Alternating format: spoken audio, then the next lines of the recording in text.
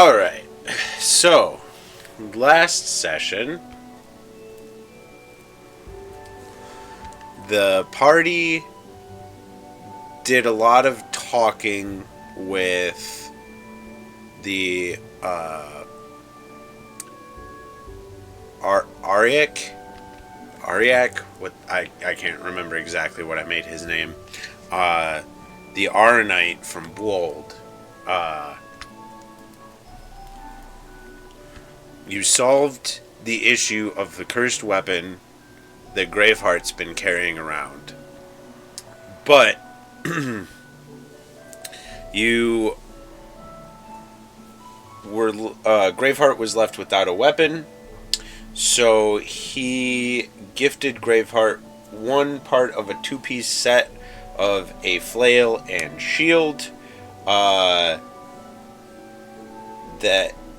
the flail is named Starchild.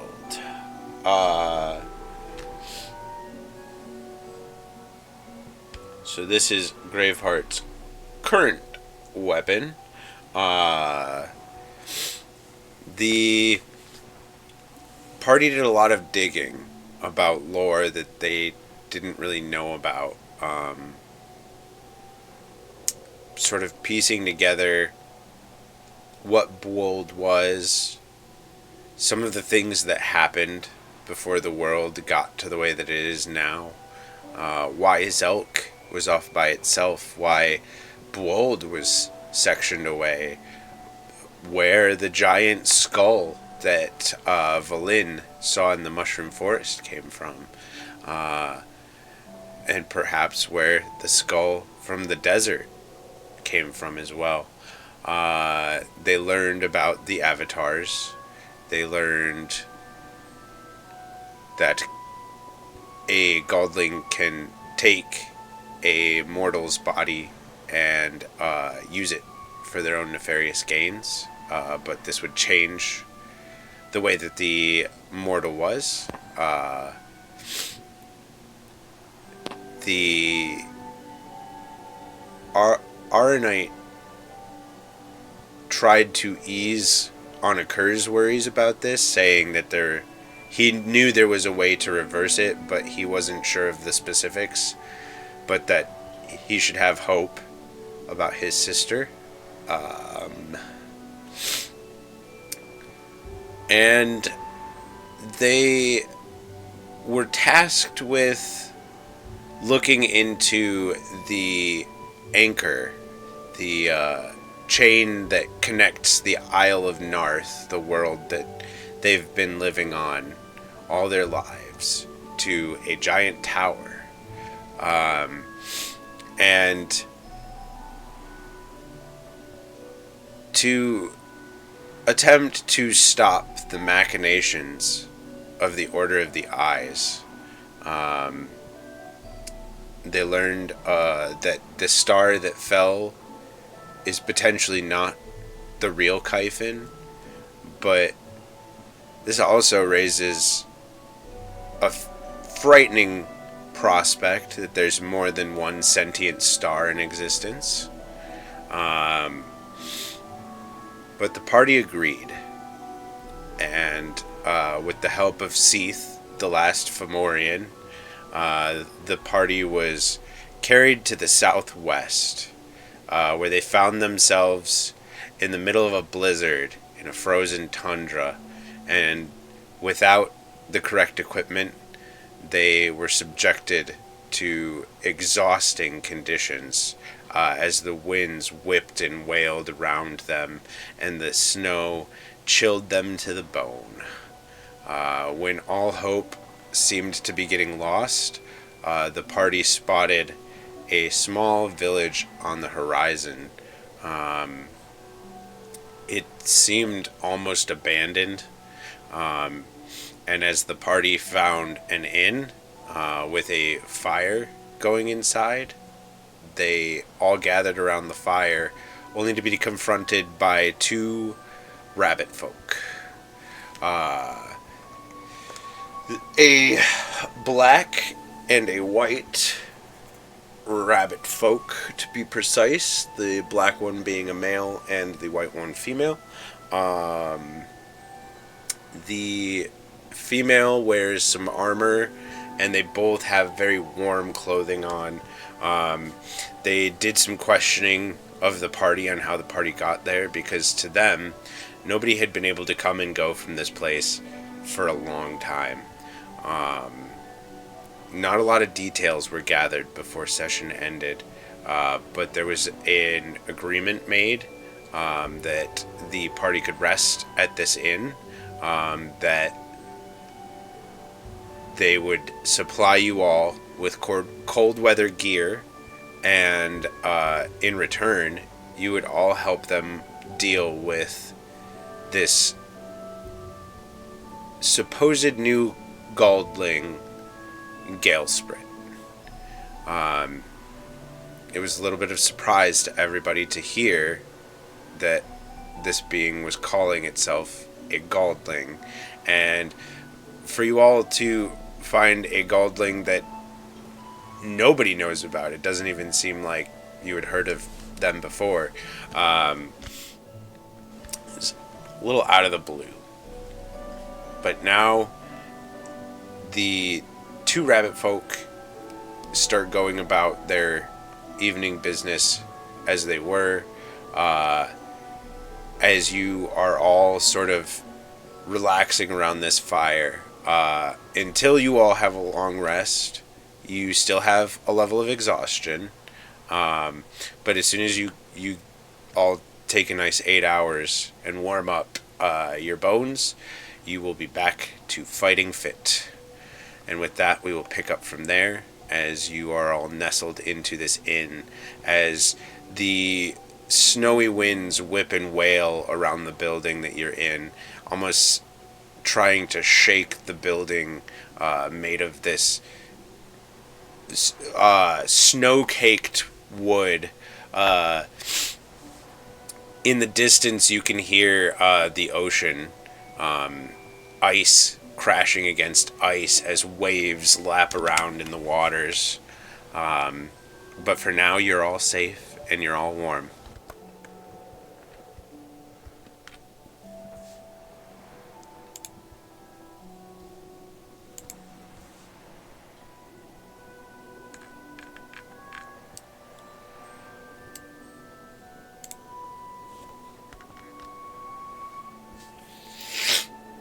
Anakur is going to post up away from the windows, probably nearby the fireplace, just unless they're like, I don't know if there are rooms or anything, but we're probably just going to be staying near the fire.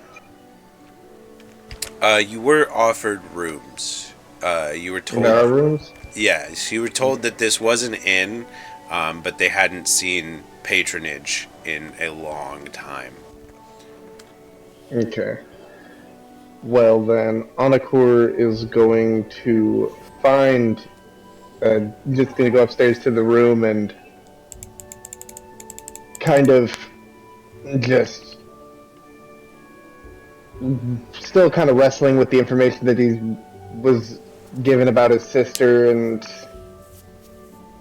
that's still weighing heavy, and now that he has to deal with another Gaaldling, which just is in and of itself adding an extra kind of like existential bit to what's already going on in his head. He's like, great, now I have to deal with another person similar to me in some aspect, but it's just kind of piling a lot on him, so he's probably going to get right to bed.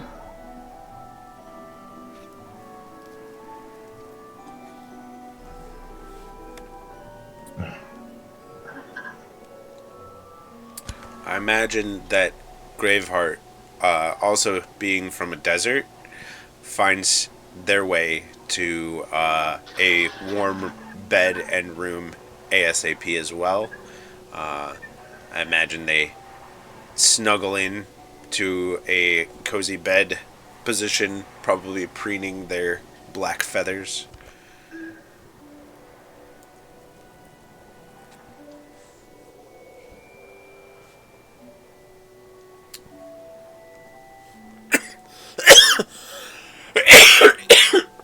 How would climate look compared to the climate here for Berlin's experience? How she will handle cold?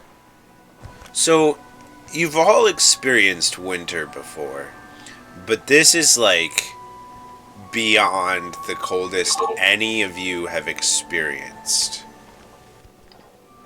This is most definitely like Anakor's first experience with snow.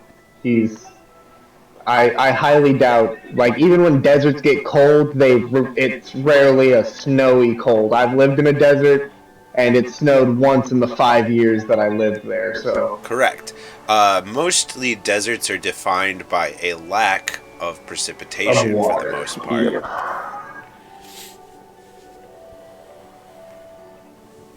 So yeah, Outside of that one time that the party flooded in. yeah, it's gonna be a white Christmas this year. I know that. I'll be missing that.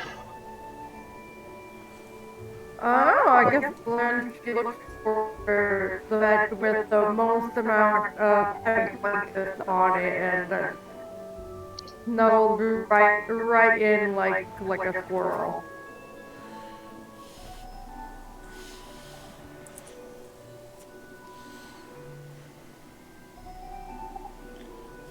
It's so cold outside. I should have brought my sweater. And people here must really be resilient if they can just live in this for long. You might want to check your mic, Alpha. It's a little robot-y. Make sure it's plugged. Make sure it's plugged in all the way. I apologize for any annoyance.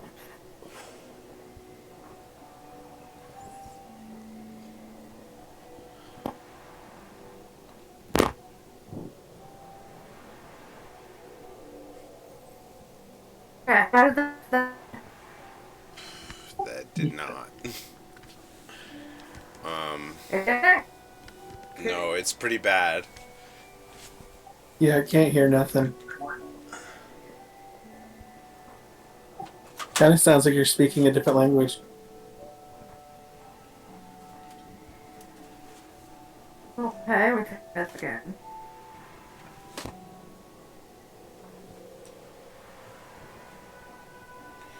I moved the box closer to your direction. Hopefully that fixes it.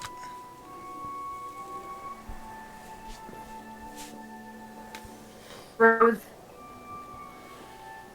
you're really kind. I appreciate it. You definitely sounded better there.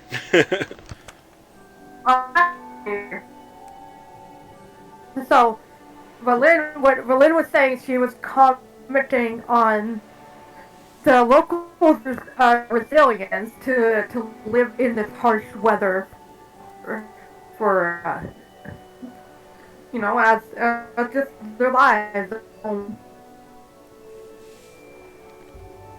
Try not to pause too much. When you pause a bunch, it starts roboting.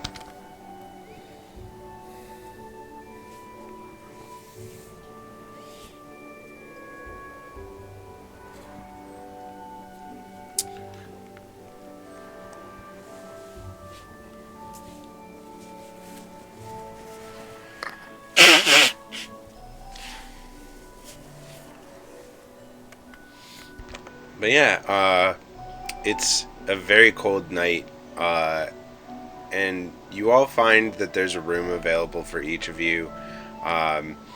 Big, comfortable beds that sort of like sink in deep and take your form as you lay in them. The bedding is like cotton, and there's tons of like quilts on top of each bed, so everybody's able to keep nice and toasty overnight. And as you wake up in the morning, you find that the two rabbits are starting a fire at the fireplace in the center. Uh, they like one of them is like starting the fire. The other's like starting to get ingredients around to like prepare food. And as you all like begin to walk in the morning, they nod at you as you each come in. There is a table that has like a plate set for each of you. Food isn't ready at this point, but it's pretty obvious that they are going to prepare you all a meal.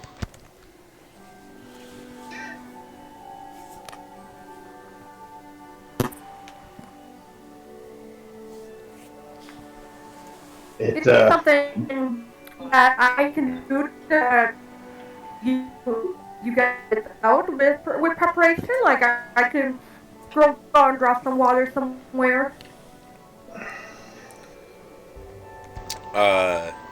The black rabbit looks at Valin and goes, "You could chop these up." And he points at a pile of mushrooms on the counter with a chef's knife sitting next to them. I could make tea. The rabbit, trying to start the fire, goes, "Oh, I could go for good tea." Belinda nods and she like goes over to proceed to chop mushrooms.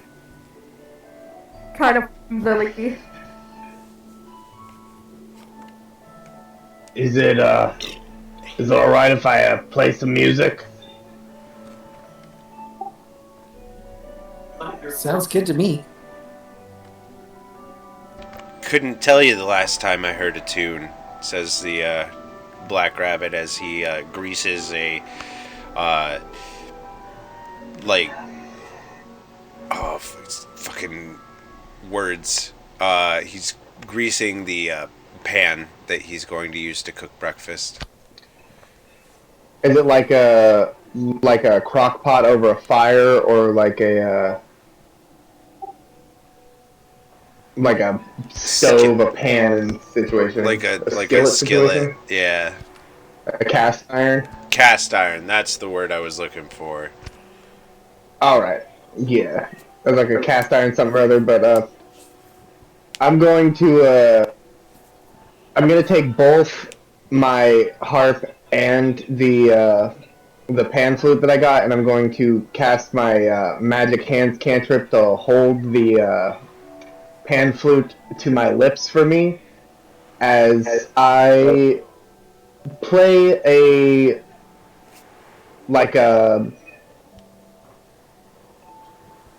I'm gonna play a gnomish morning work song that they play when they're doing their early morning crop harvesting. That I remember from my friends back in the desert. Something that they would always, their parents and their family would always be listening to in their early morning hours when I would be sneaking over, but obviously getting caught. And it's the strangest thing. There's like the song talks about mushrooms and stuff too, so like there's this whole connection there because like the gnomes are from a grotto full of mushrooms, so like they eat a lot of mushrooms too, so there's like this part of the song where Annakur is talking about chopping mushrooms and Valin's like, "Fuck yeah, that's what I'm doing." But yeah, Annakur nails this really jaunty gnomish tune that keeps everybody sort of like in spirit. You all prepare this mushroom breakfast with some strange eggs that are unlike any you've seen before. And Mika prepares some tea. What kind of tea are you making for everybody, Mika?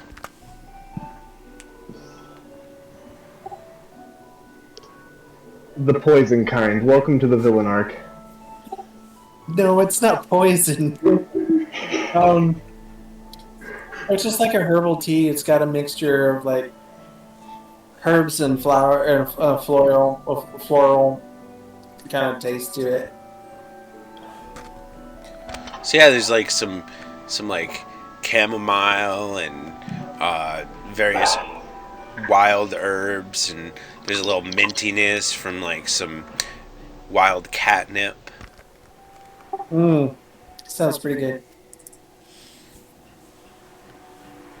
The fact that the only source of heat was a like fire in a fireplace. There's a little bit of smokiness to it, um, but you all feel warmed up as you consume a warm meal and drink warm beverages. Uh, the two rabbits look at you all as you're all sitting around the table, uh, enjoying the meal that you just prepared, and the clearly in charge of the two, White Rabbit says, "My name's Novel, by the way, and this is Uldot. We've lived here for as long as I can remember."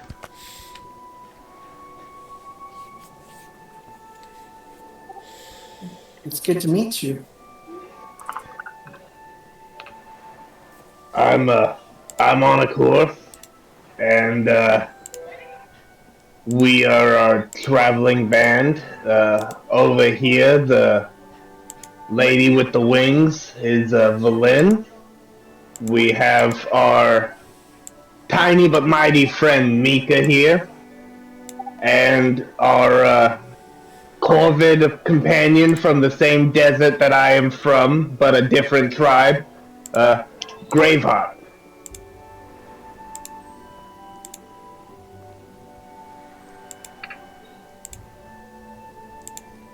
We're still workshopping a team name.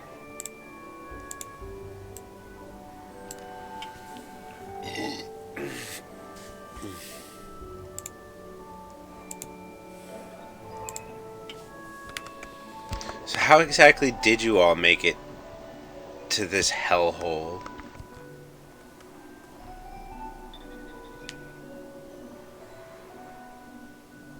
Ugh.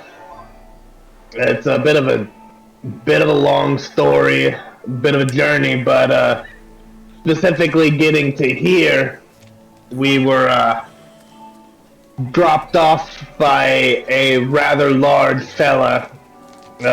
You would say he might be a mountain range, but we were tasked with we have to get to the center of it all, or yeah, the center of it all seems like about right. But we were literally dropped here by the hand of a giant, and I'll be honest, if we could have been dropped literally anywhere else, we might have gone for it. But I guess this was the closest place to get from point A to point B. You know what I mean?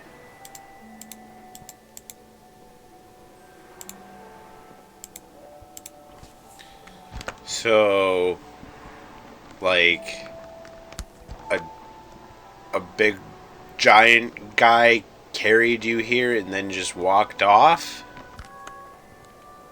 No, this man was large enough that he just put us in the palm of his hand, which is a mountain range, and moved his hand, maybe 6 feet for him, but it was hundreds of miles for us.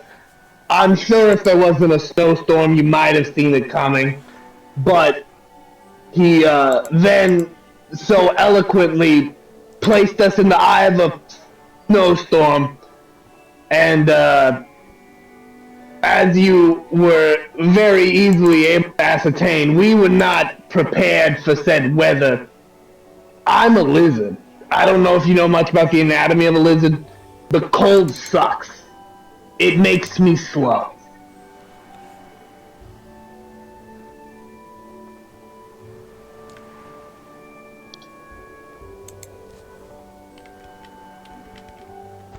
Interesting. So, it's been a long time since anybody's been able to come here. Because it's always been cold here. But when Galesprit showed up, it's like the heat got pulled out of the land itself. And everything started to freeze over. And she started to sick her pets on anyone trying to leave.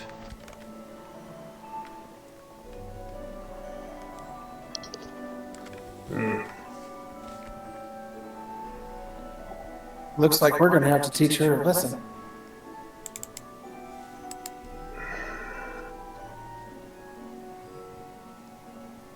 So you're saying that she has a pretty firm grasp on the area? She's got a pretty tight chokehold on it? It's hard to say. Everyone that was here is gone aside from us, and we haven't been able to reach out to any other villages or anything nearby.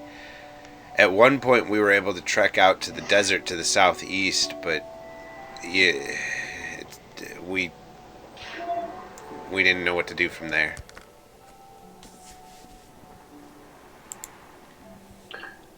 Well, that seems like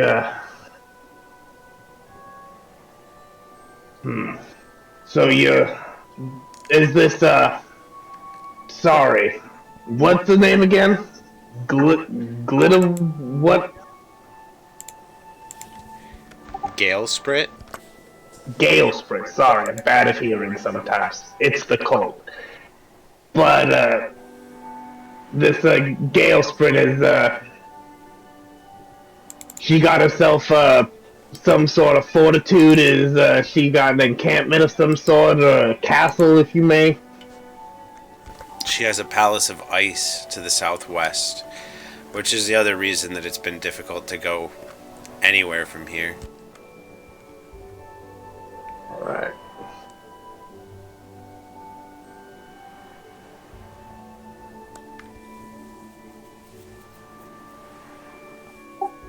There isn't any way to go under, is there? Not that we're aware of.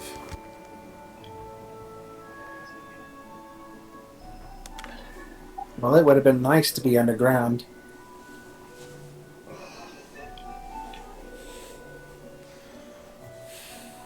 I think your opinion might be slightly biased.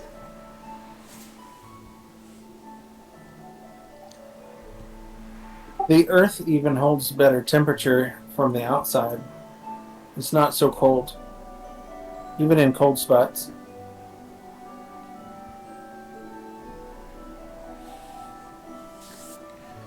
This is true. It's one of the few reasons that we're still able to eat the mushrooms that grow in the basements.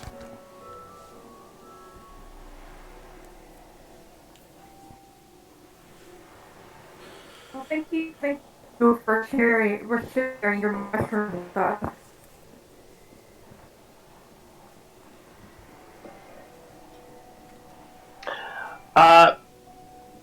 I gotta be the one to ask. Those eggs that we ate, what were they? Delicious. Yeah, they were good, but that's not what's the composition?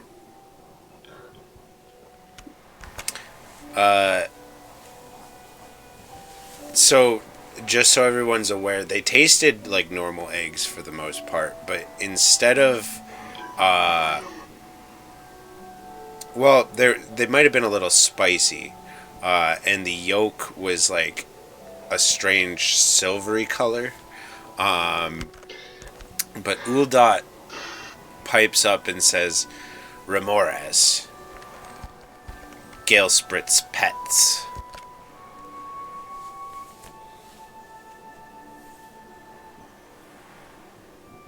What do they look like? The rabbits look at each other.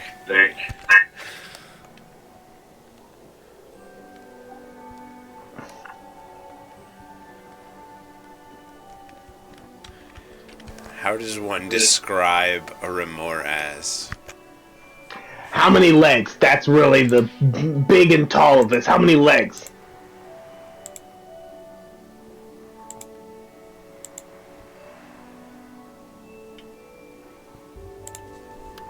A lot? 1 second. He like walks over to a bookshelf and starts like looking through the shelf, and then he comes back with a book and opens it up to a picture of a remoras.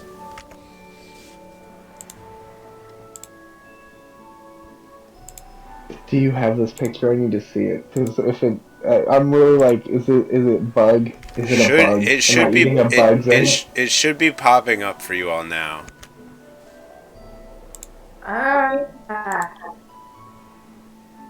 Let me see.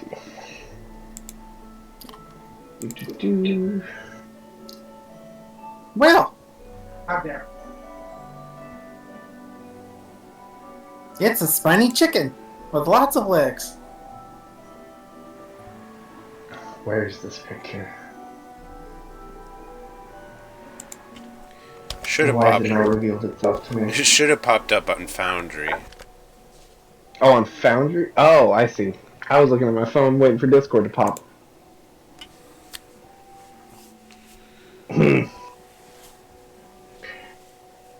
You know, I've got to say, if we're eating those things' eggs, I feel pretty sick. Like, not in the way that, like, I'm gonna throw up. I mean, like, that's pretty fucking awesome. Yeah, just make sure not to complete this circle of life and get eaten by one yourself. It's like a centipede and a dragon mixed together. It's kind of cool. I think I might assert dominance and eat one if it tries to eat me.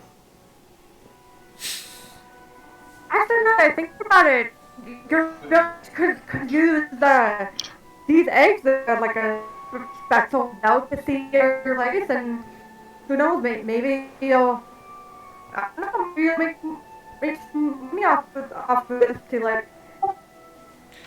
Ash, please stop pausing so much. Every time you pause, your voice goes full robot. Just say what you're thinking. But you guys could use the eggs of this creature to build a business model for your village. That way you guys can receive money because you guys are the only ones that have this delicacy. Well, if we were going to set up some sort of business, we'd need people to trade with. The whole problem is that our village is shut off from everywhere else. And my party and I, we can help you with that. We certainly hope so. And then Uldot takes the book back to the bookshelf, slides it back into where it was, and he grabs a pile of like similar like warm weather gear to what they're wearing. It's like a cloak, but like heavy and fur lined, and then there's a few pairs of boots. And as you go through the pile of clothing, you're all able to pick out some sets that fit you and align with your particular style choices. Good. There is something that I want to do to help these two for.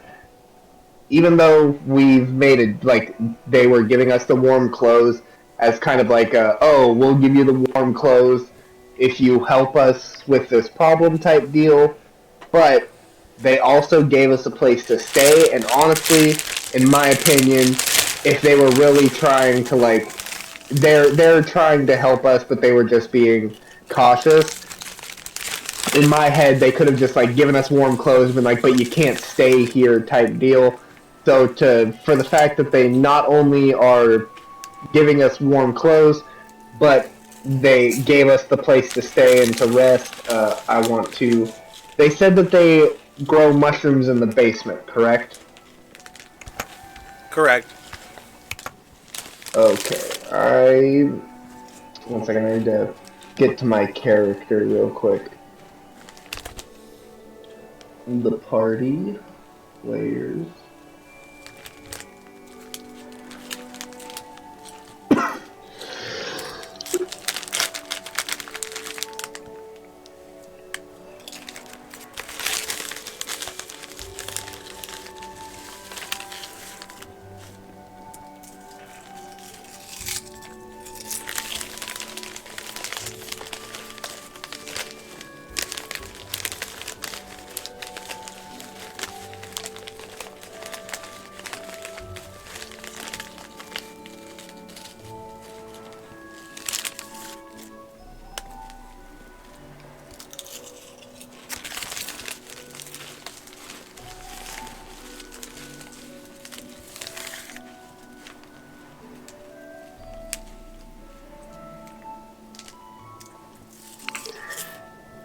So I'm going to have to hold off on uh, doing this immediately, but I wanted to cast plant growth in their in the basement, but I have to cast it over 8 hours for this specific ability. But whenever we're done helping them, I want to use its like final ability for plant growth from my flute that I have. That if you cast the spell over 8 hours, you enrich the land and all plants in a half-mile radius centered on the point within range, and they become enriched for 1 year. The plants yield twice the normal amount of food when harvested.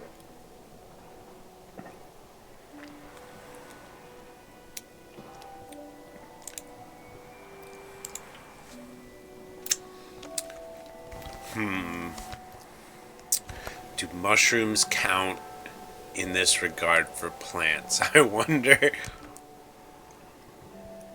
Well, I mean, also since I'm going to be doing it after we help with this problem, theoretically, the weather is going to get a bit better, and it's just going to be centered on this in a half-mile radius. The plants in that area will flourish.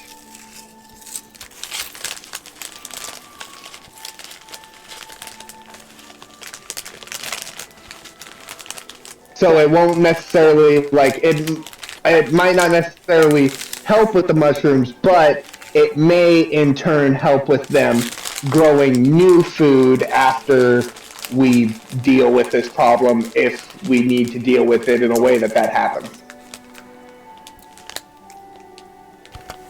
All right, fair enough.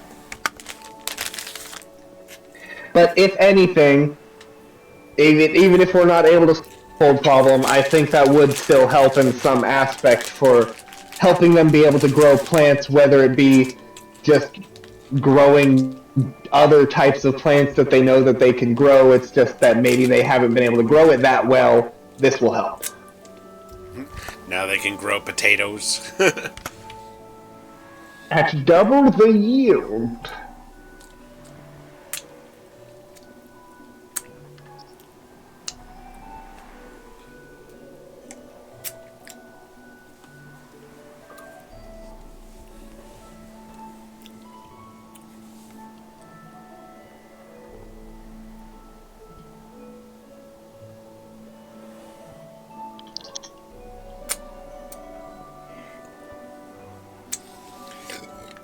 But with that, you are all now geared to take on the tundra. At least better than you were before.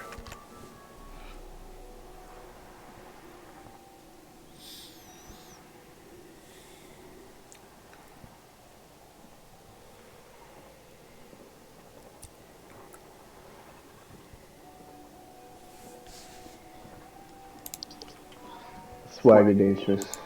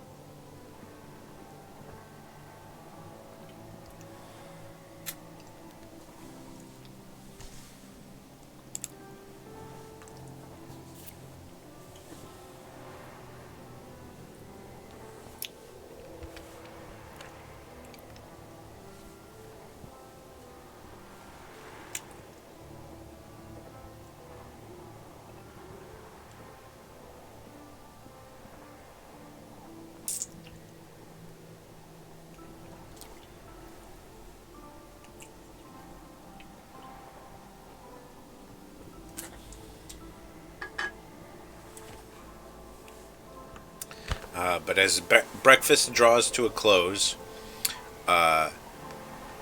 Novel heads out and begins chopping wood outside the house, and Uldath tends to the fire, attempting to clean the chimney to some degree as he's doing so. Obviously, the fire is very important to staying alive here.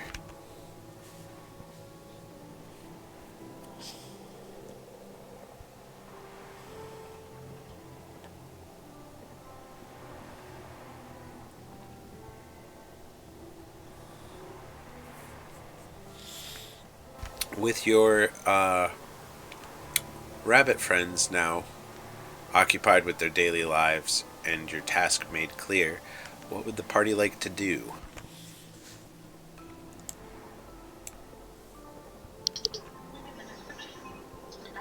Should we scout around the area and see what for us? Well, I think scouting might be a bit of a non-necessary thing right now.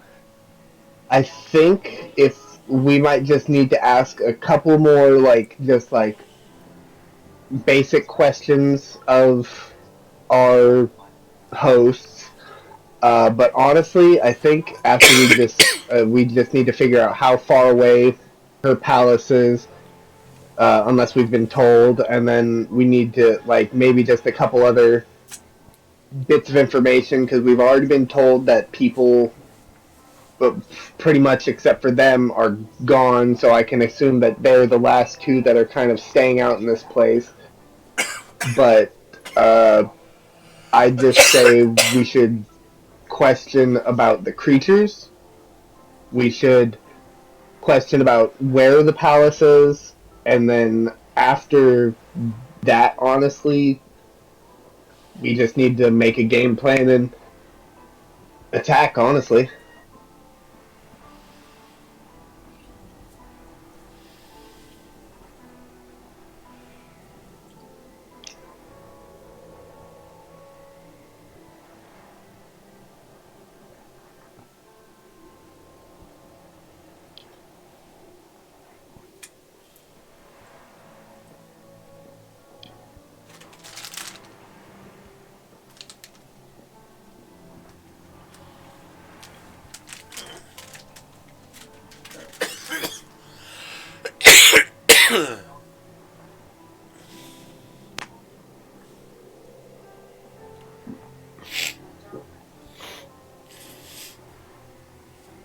Well, then she looks over to the rabbit host.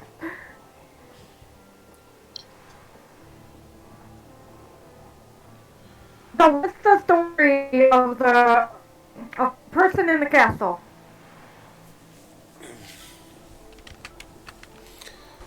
I'm assuming you're talking to Uldath since Novel is outside chopping wood. And Novel says, Uldath says, not really sure. The castle showed up and she showed up with it, and everything just got worse from there. It just got colder and colder, and things just died.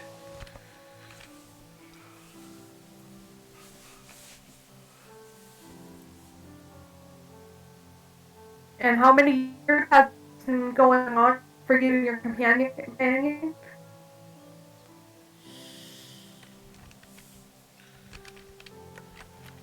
It's hard to say at this point. 15 maybe? I'm not sure.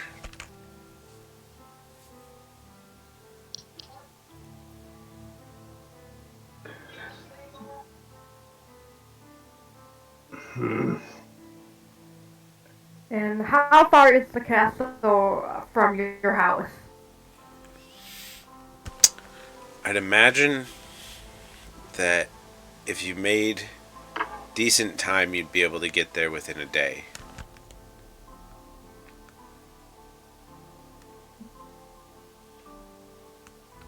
That being said, it is very difficult to have to camp out there. So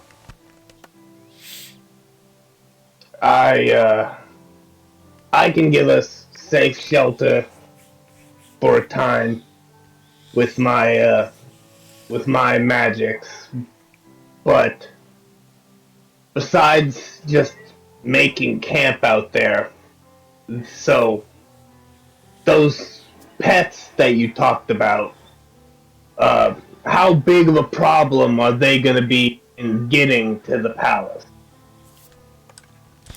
they're like Galesprit's watchdogs. They are notoriously hunting creatures. They are very good at ambushes.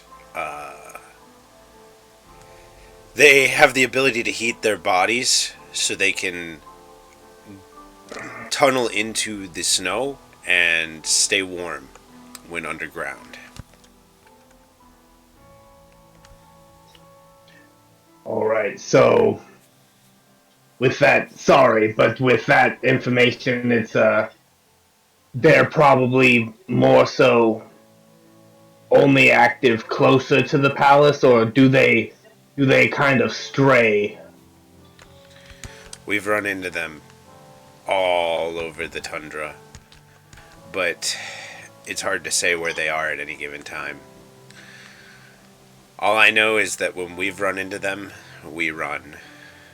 We've seen at least 4 people eaten by them. All right, and so it's a safe assumption that even though they're out and everywhere, being that they protect her, there's probably a higher concentration the closer we get. So I'd say seeing more activity of them means we're getting closer, but it's also probably the smarter idea to run from them, if at the least not take them on more than one at a time.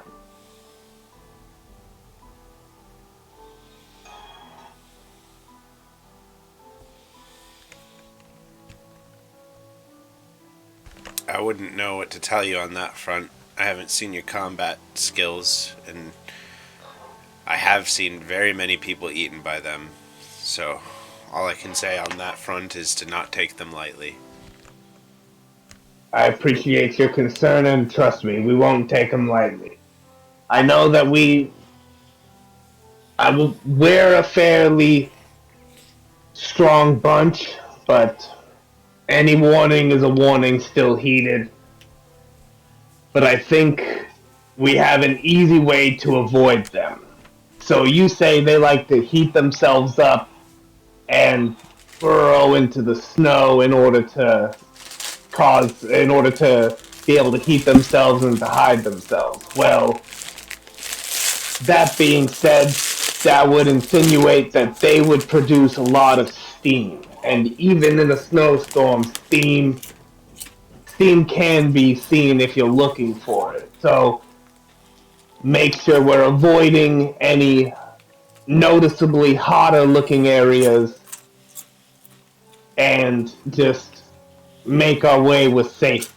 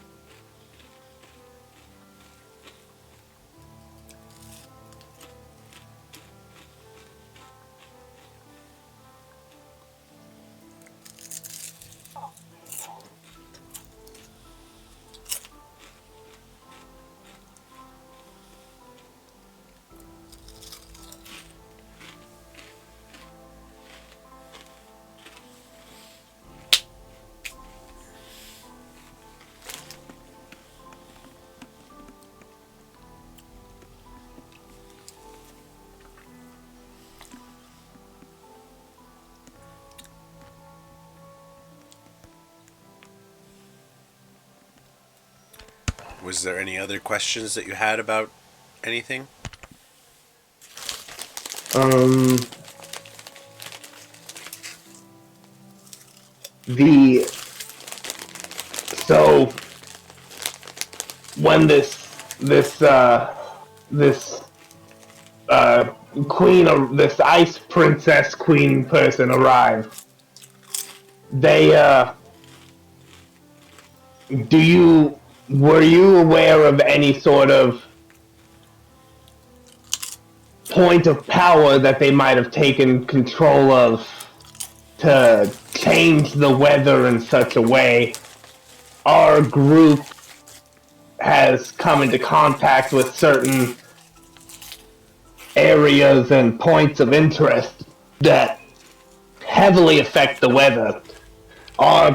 My companion here, Valin, incidentally flooded a desert at one of these points of interest, but I've heard that they can alter the weather in certain ways if they are attuned in a specific way. So are you familiar with any sort of maybe religious site or a site that was known for holding a lot of energy?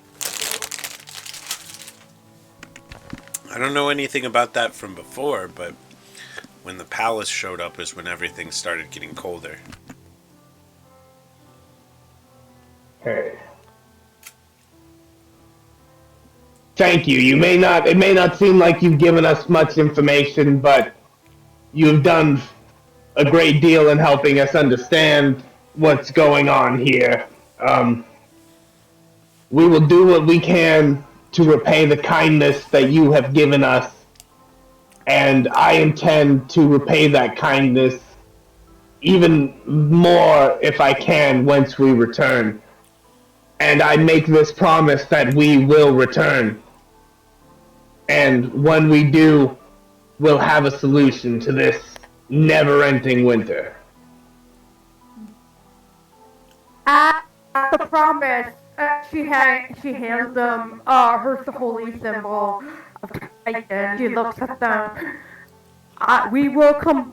I will come back for my pendant. In the meantime, hold on to this and have faith in me.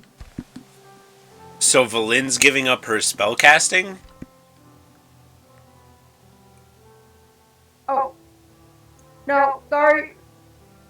Yeah, you need that holy symbol in order to cast your spells. It's part of your that's your material component for spellcasting generally. I'm so sorry. I forgot about that concept. We can make a make a holy carve the symbol if you want to into something to give as a token for them to hold on to until you return.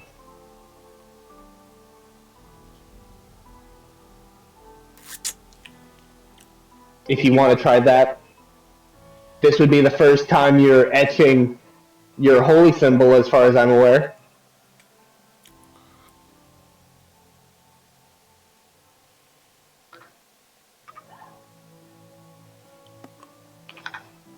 Hello? Uh-oh. Hello? I just heard a small squeak. You just disconnected from Foundry. Can you hear us, Altha? I can hear you. Yeah, and I can hear you too. 1 second. While we get this really quickly fixed, I gotta take a quick bio. I'll be like 5 minutes.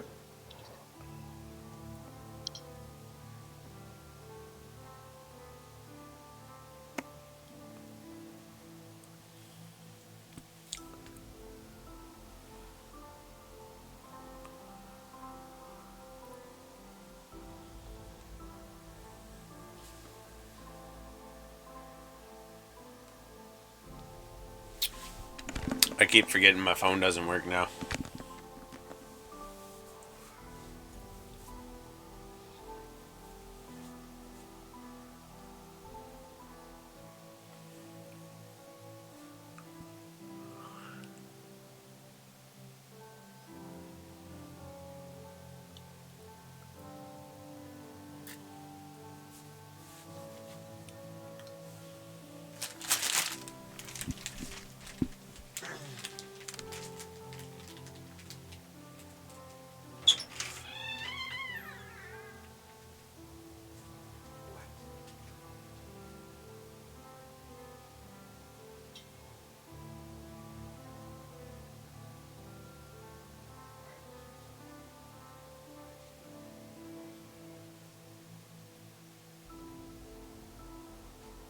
here.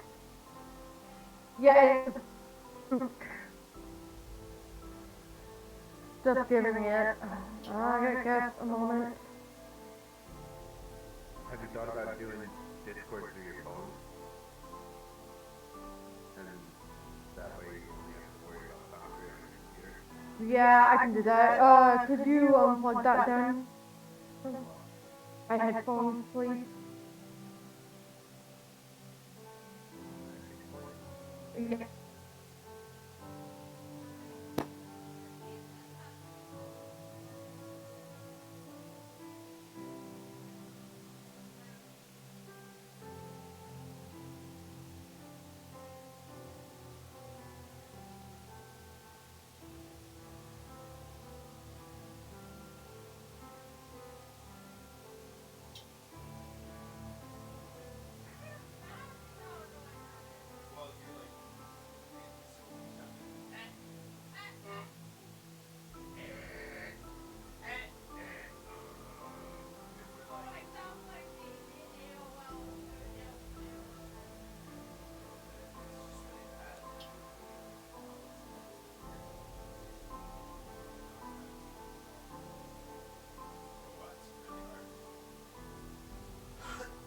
And I don't know if it's your mic or if it's your internet. Can you guys hear me? Yes. But if it's your internet, then hopefully do it through your phone. If it's your mic, we'll figure it out real quick, I suppose. Can you guys hear me? I can. I'm seeing the green light out, but I'm not hearing any of you guys. Okay, gotta go and fix that now.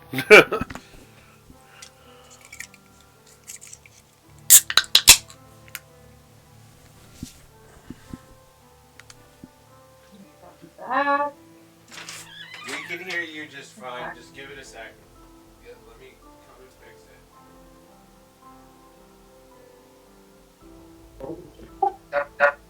Do do do do do do do do do. Oh, because it's outputting your sound to your Bluetooth headset. That's why. Oh. So hopefully now you'll be able to hear everybody. Hello? Hello. Oh! Hello.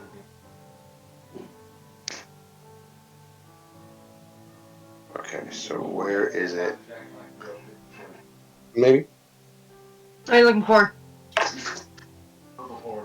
Oh? There's something there.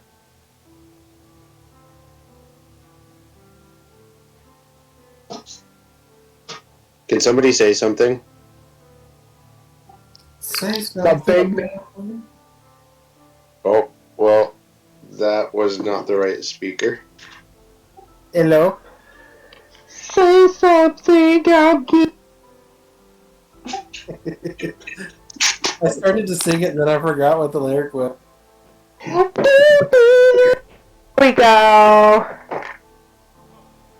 Roses and angels. Oh no, I want to drink. No, I was teasing. I'm teasing. I am a monster.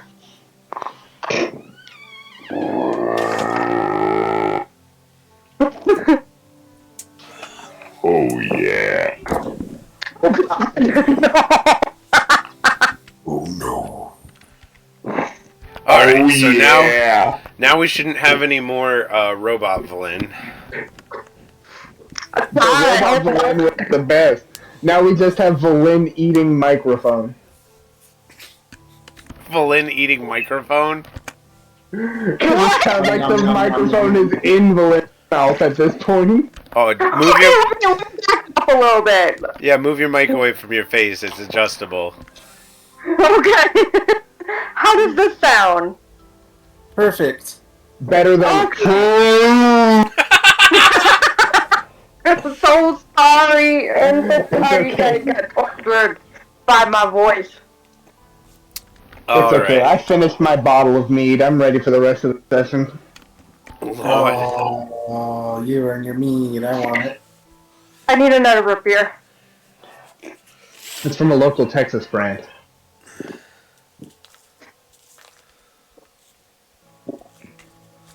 One full bottle fits inside of my stein, and one full bottle is 750 milliliters. You hungry, Cleo? The That's size of a wine bottle. good girl. I could go grab me a beer, though.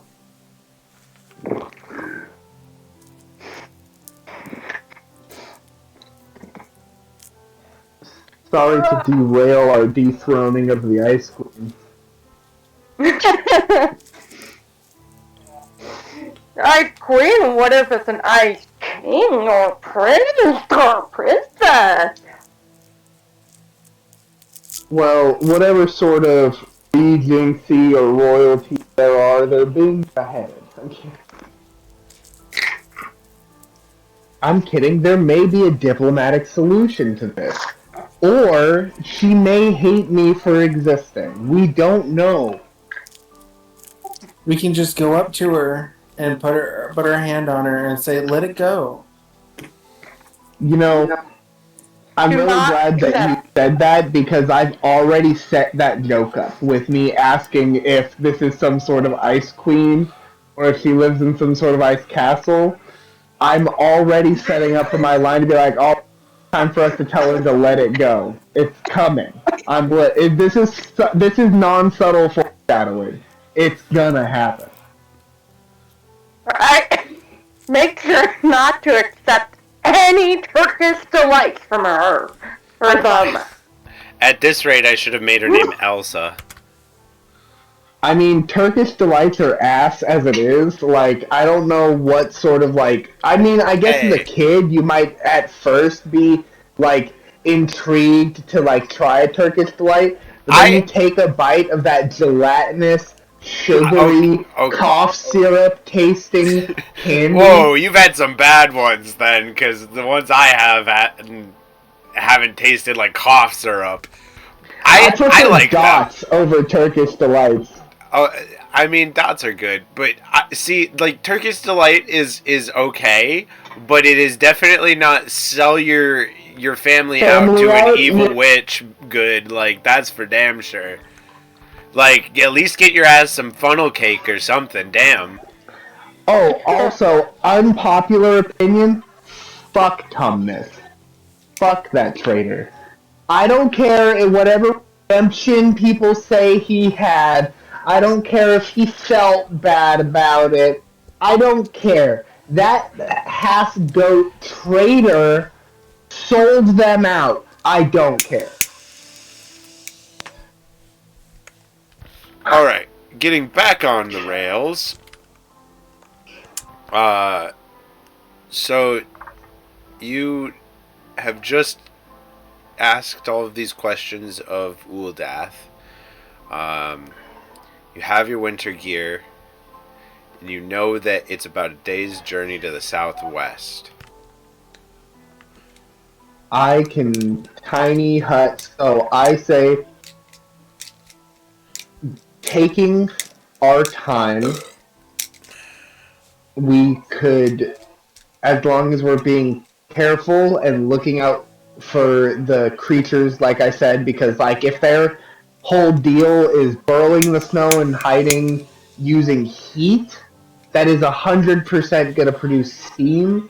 So as long as we take our time and head in the direction we were told the palace should be, like we can make good time, and then when we need to, I can use my tiny hut because that gives us a completely tempered, climate-controlled environment for us to sleep in, and we'll be protected. And then we continue, and we should be able to make, like, we won't need to travel 24 hours like, we won't need to travel through the day because of this. Like, we'll be able to travel for a decent time, fight if we need to fight, and then rest in my hut, and then make the rest of our way to it afterwards. And that's still in a perfect world. Like, this plan is still in a perfect world. We could end up dealing with a fight that I don't have spell slots for a tiny hut anymore. But I think as long as we are careful, we can do this. We've gotten some decent information. We've got a visual from the book of what they look like, so that's a decent help. We don't really have a... Well, I mean, they've said they've seen people be eaten, so I think we can glean that these are rather large creatures. So it shouldn't be super difficult as long as we know what we're looking for. If you want to make an investigation check, and we'll say that was you, like, looking over the page that he was showing you to gather information, I'll tell you what you're able to pick up from that. Would a passive of 19 investigation be good for that? Yeah, I'd say... Here, let me just check what their average size is. Are they averse to any smells as well? Averse? Like, do you mean, are they attracted to or scared by? Scared. Okay, averse. Averse is the word you were looking for. You were close. Averse, alright, thank you. You're welcome. That would be a pretty specific piece of information. I don't know if this book was that specific in the glimpse that I had. I mean, we could ask to look at the book again. We're still in the house. We could ask to look at it again.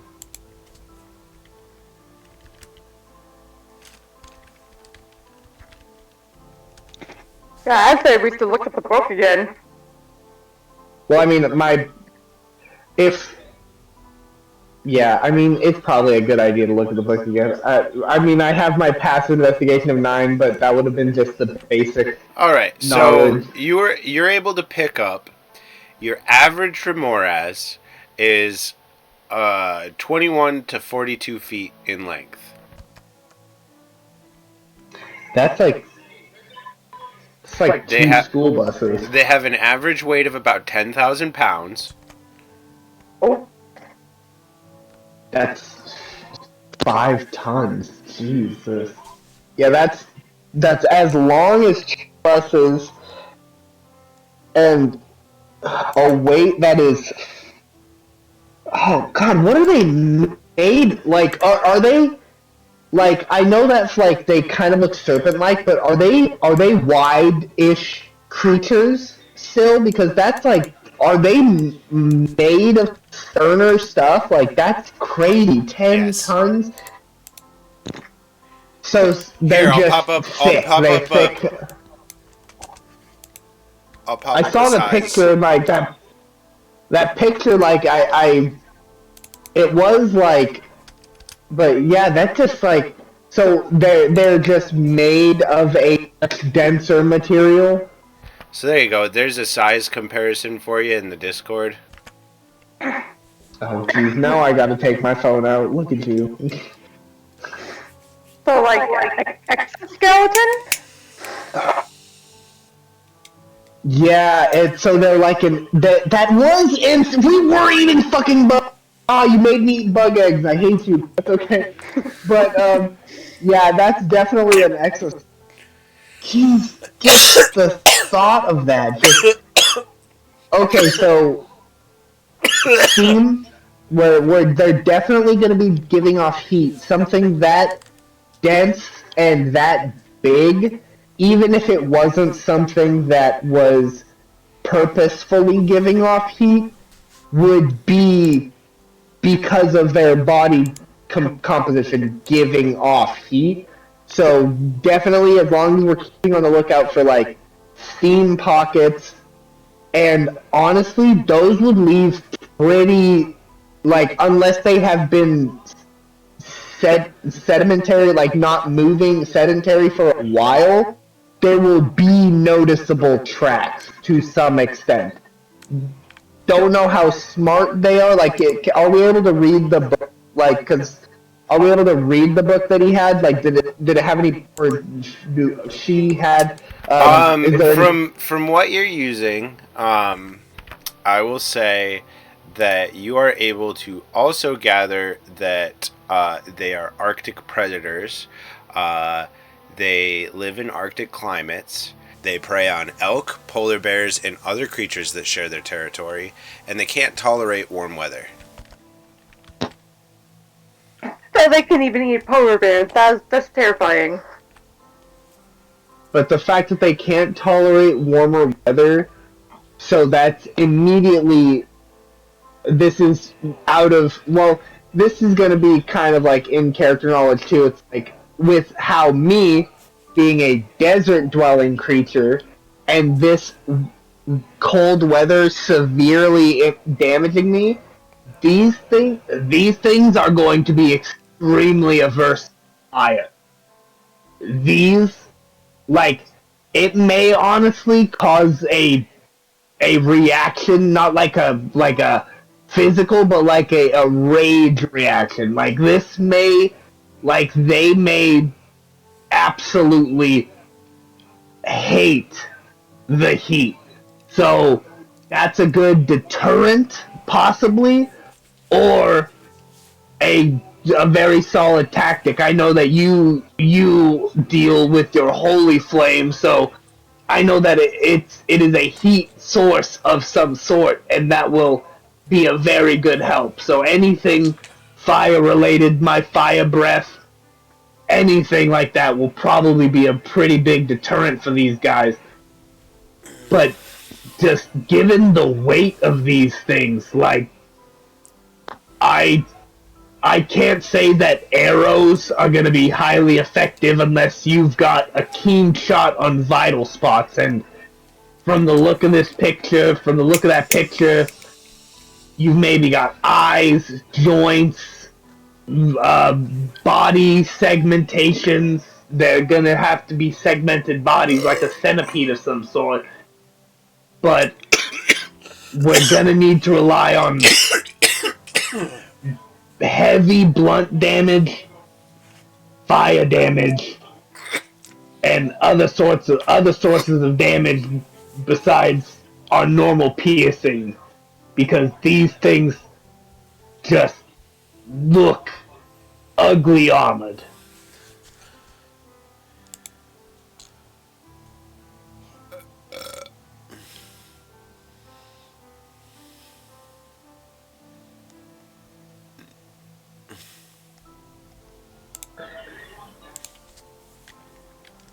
Ugh. So I have Hypnos with me. Is he going to be useless outside of this place?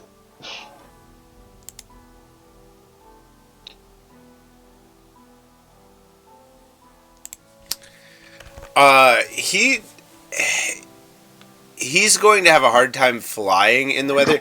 All of you have adventured enough to know that this is going to be rough terrain. Yeah.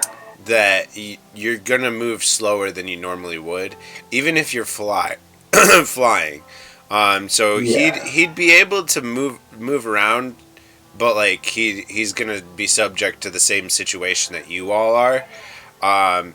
And he's just a little owl.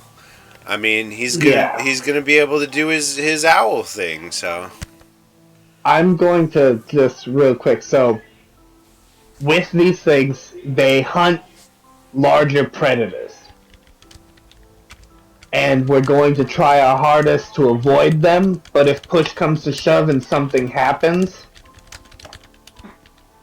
I'm going to keep Hypnos, like, he's gonna stay, you're gonna stay small, and you're gonna stay under my jacket, staying warm, resting, doing whatever you can to stay resting. But if we need to be a distraction, I will have him enlarge in himself, and I will get on him, and we will distract the creatures away while you guys make way in an opposite direction, and then I will dimension Dora to I will try to get us as close as we can to you, but if anything, I will get us away from the creatures. But if anything, I think giving them a bigger target to chase after while you guys make way towards the palace. We'll do that if we have to, and I will keep Hypnos alive, and if anything, we'll escape, and we will make contact with you again. That sounds like a plan. And I just double checked. I have a spell called Flame Strike. So if they don't like fire, as you said that they might not, I have that available to as a weakness for them. Good.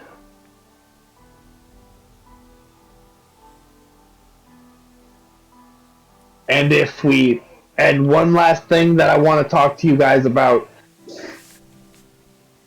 I just from what she said with being that like with the appearance of this Gaaldling, I don't know if Onakor would use that term, with the appearance of this demigod, that we might, with the appearance of this demigod, this weather started. There is a chance that this demigod appeared and claimed a Bia, and that's why the weather changed. But they were or she was unaware at least of any sort of like point of energy or anything like that. I'm not going to put that on a normal person for being aware of something like that, but there's a chance that this sudden weather change happened because of the taking of a Bia. And if that is the case, we have another chance at shifting a Bia in our favor.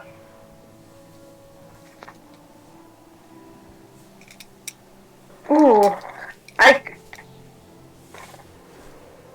if we can, if it is a Bia, it'd be nice to give that Bia to Titan.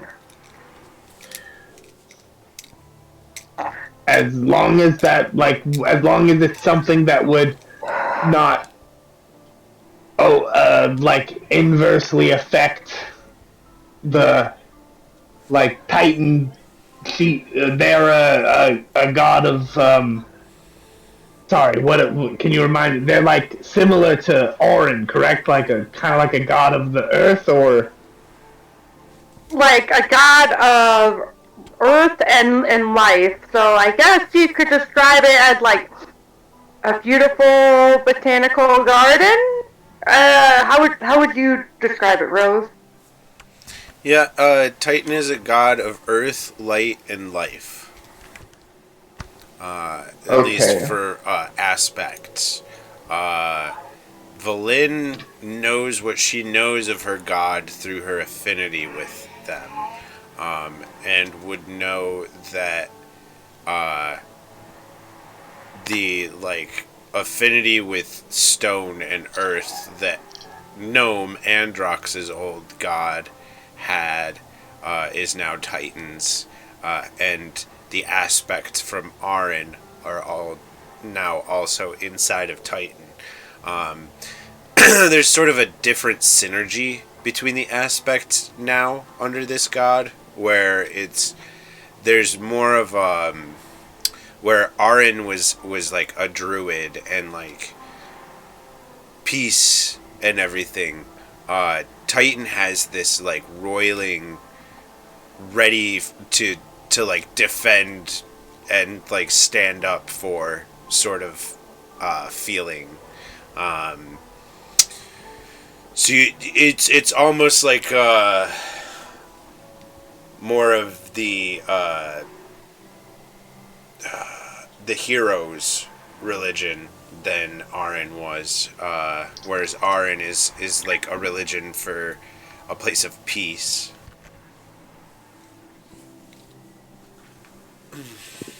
Okay. My next question is to you, Rose. So when we were talking to the rabbit lady, I cannot remember her name. I apologize. The white rabbit is Novel. She's the female. Oh, And Uldaz. okay. Sorry, I was coughing. Uldath is the black rabbit in the male. Okay, so And he was looks- Novel the one talking to us, or was Uldath the one talking to us? Uldath was the one that was at the fire inside when you were Okay. asking questions. If that's So what it's the you're asking. male we were talking to. Sorry, I assigned gender. It's okay. My bad. I assigned male to chopping wood, female to being inside. That was my bad. It was yeah. reversed. Well, and I will say that Novel seems to be the one that's sort of like in charge out of the two as well. I don't know if I described him earlier. I might have skipped over describing him, but Uldath is dressed sort of roguishly, like if he wasn't in a land of pure white, he would probably have a pretty easy time sneaking around. Yeah, he's a sore thumb, but he doesn't really care. He's not trying to fulfill that duty. Yeah, there's a good vibe of like these people are just trying to survive right now. Okay, well, so the way that they described it, or that he described, was this place was always cold. It's just that this like snowstorm has been never ending since the Ice Queen appeared, right? Yeah, I'd say that's pretty inferable. It's you imagine that there's a good chance that it was probably always pretty cold here, but like considering what just to the northeast feels like, it's kind of crazy how much colder it is here. Because it was pretty cold in Bwold. Like while it was a little warmer when you were in the swamp sort of place, like outside of the trees, it felt pretty cold. You're right around It's like an 80 in the swamp. Outside of it, it's starting to get to like the 70s, 60s. Yeah. Okay. But you being as close to the edge of the world as you are, there's a very huge heat sink with that. And you imagine that that's probably a little stronger here because of the large bodies of water surrounding the area. But like it should not be a tundra, geographically speaking. And then there was the fact that it was mentioned to you that to the southeast there's a fucking desert. Yeah. A desert bumping up with a tundra is pretty wacky. Yeah, there's probably a heavy... Like you said, this has been going on for 15 years. There is a heavy loss of species. There's probably many bird species that don't exist anymore. But, my next big thing, this one is directed with Valin in mind. With that in mind, that this place was already a cold place, with how drastically the weather can change based on the affinity to a god, this place may not have been a tundra before, but it seemed like a cold weather climate as it is. With Yorg, with Titan, it would feel more like this place would get a really heavy boost in heat. Oh, okay. I did not consider that for these people and this land. Oh. You Okay. did flood my desert, I understand. You have a feeling that if you switched the aspect of this place to Titan, this would become most likely a more mountainous region. Probably like hilly steppes. Yeah, so that was like this climate already seemed like they were like one of the things that it subsisted on being the mushrooms in the like underground mushroom growth before being a cold area. So, if she switched it over to Titan, it would be more like the Tibetan plateau. Something maybe. Unless we were able to, so if we do, I want to aspect this to Titan because being that you're the only cleric of Titan right now, you haven't been able to spread the word of Titan too much. So I think that having the Bia would definitely give you and your god, not just specifically you, but your god and your new virgining religion, a boost. But what are the aspects that you said of Titan? They're like kind of like more the heroic of it. I think that like if seeing for what's me right. and you, I think if me and you can combine, so you focus it to Titan, but we both try to focus it towards a secondary aspect of Titan, like the heroics, like the energy.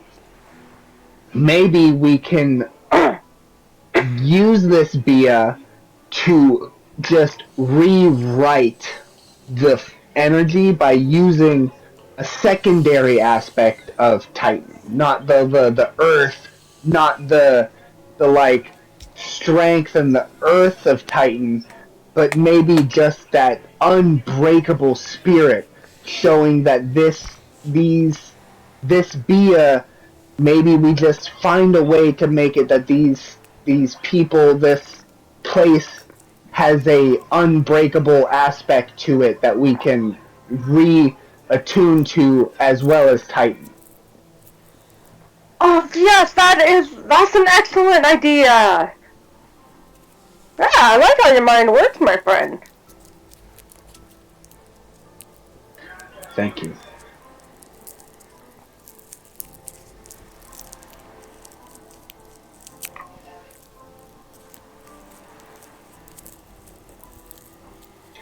Yeah, I think right now, so we have that idea, we have that plan. That is a big if. That is a big if.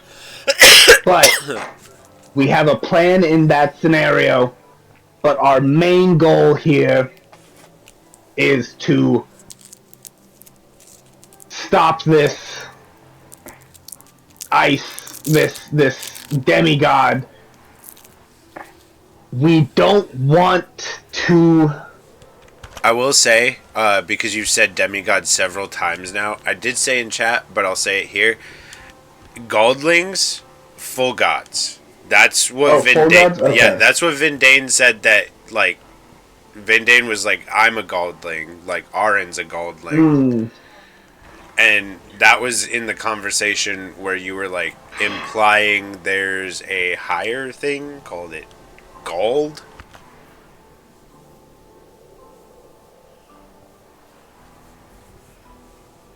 So, whoever or whatever this thing is referring to itself as a god. Okay. Without referring to itself as a god. Okay. So whatever this thing is, I don't know if we necessarily want to go in with a hostile mindset, but it does seem like this may be a bit of a fight.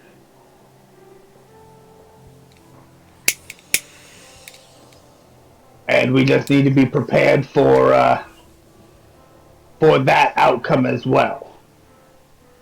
Alright, so basically, from what I'm understanding, be diplomatic, be ready and prepared if the need arises. Yes. But we are going to have to avoid some creatures. Oh, what if we have fireballs flying around us? Would that help keep them away? That might draw unnecessary attention to us. Like I said, it might not be necessarily a deterrent, as it may be something that aggravates them. So they may, because they are such cold creatures, such cold dwelling creatures, they may lash out at the heat. So I'd say while we're traveling, to avoid lighting any unnecessary torches, lanterns, or such, because that might draw an immediate eye to us.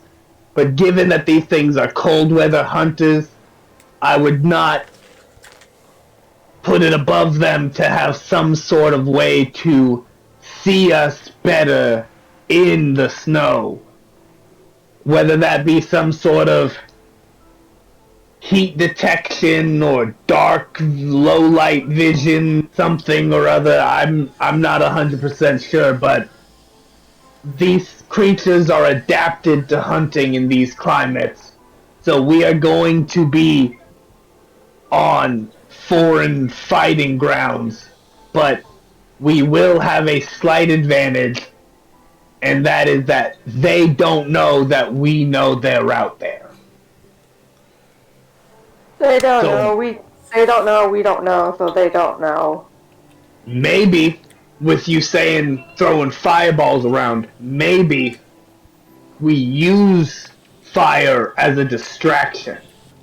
I don't think that any sort of normal flame would hold too long in this blizzard, but maybe using it to, like, shooting off a fireball in a direction might be a good distraction as well. That is a good idea.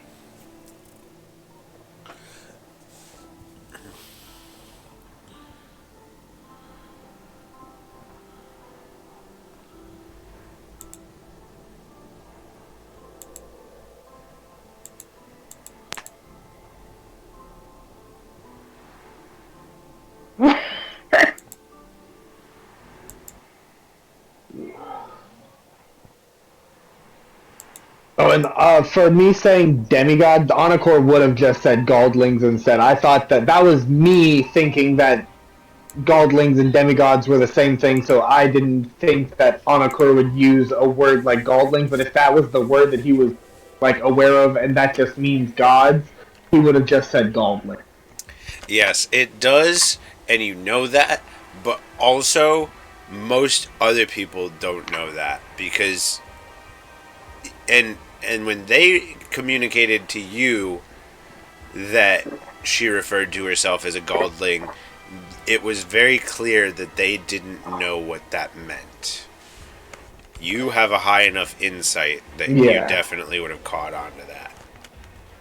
Okay, so this person, so this person is calling themselves a god, but we have no actual evidence that they are, because we've got a decent understanding of the gods.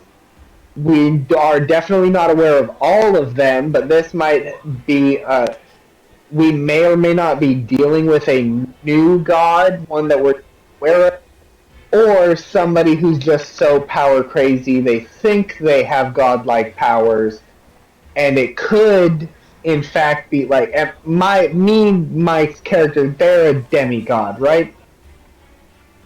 Or did you call them a Gaaldling? And I'm just again confusing Gaaldling with demigod. You have been communicated to by the rabbit folk that she referred to herself as a Gaaldling.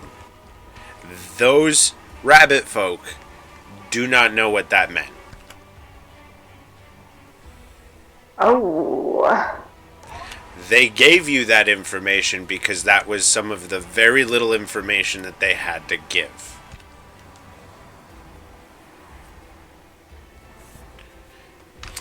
And again, with your great insight, you would catch on that they probably got that information secondhand. Especially because one of them mentioned in your previous conversation that they had never seen her before.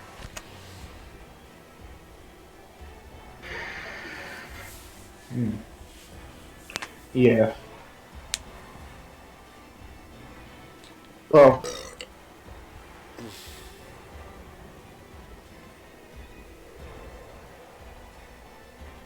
all that information being, all that information included, I think our plan still stands. The question is, do we tell them that it's a god?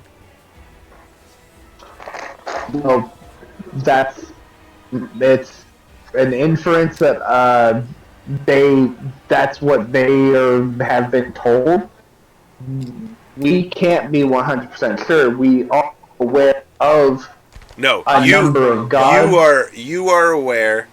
You, the party, are aware. Gaaldling means God. The people that told you that this person referred to themselves as a Gaaldling have no context for what that means. They're a god, I say in character. Am I like do I don't know how to lay this out in a way that makes enough sense. You guys all already know that Gaaldling means God. Yes, but the rabbit folk does not. Yeah. They just know that that's the name that they were called.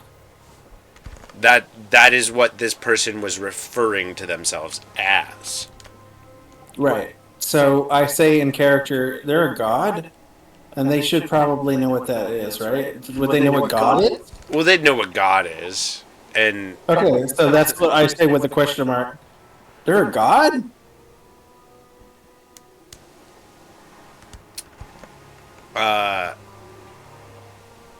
so Just want to know what the rabbit's reaction to that would be. the rabbit looks very confused because that information was given to you a good ways back. So he kind of thinks that you guys are having a conversation and something was said that caused you to say that. So he's just kind of like staring in your direction, like what?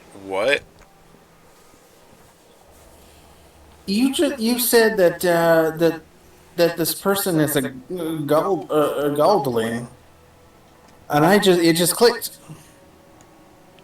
that like they're claiming to be gods or a god. Is that what that means? Yeah. Whoever they are, they're far madder than we imagined, I suppose. All we know is that she showed up one day, along with their palace, and everything started getting cold. She addressed the city that once was where her palace is now, and you see where we're at now. We were children when that happened. And he just turns his eyes back to the fire.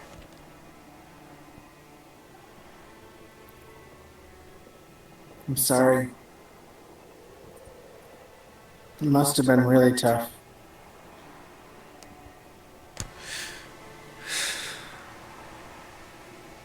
I can't imagine that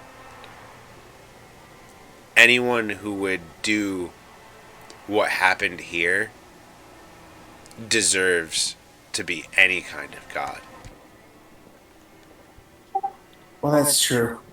But it's mostly about power, I would imagine. And influence.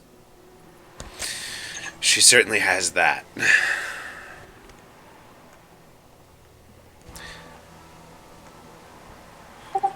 The question I have, though, is do we really have the power to take on a god?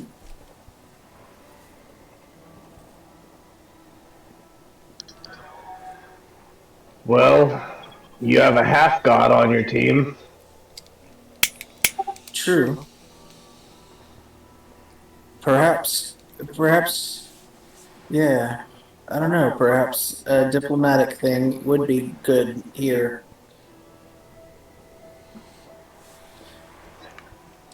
I will say, Valin and Onakur have fought a Gaaldling before and won.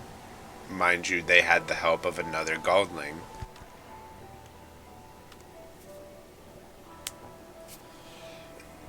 I do want to say I shot him with moon arrows, so I don't want to.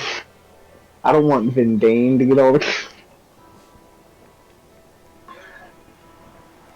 Yeah, I mean it was you guys and some other folks and Sylph and Vindane.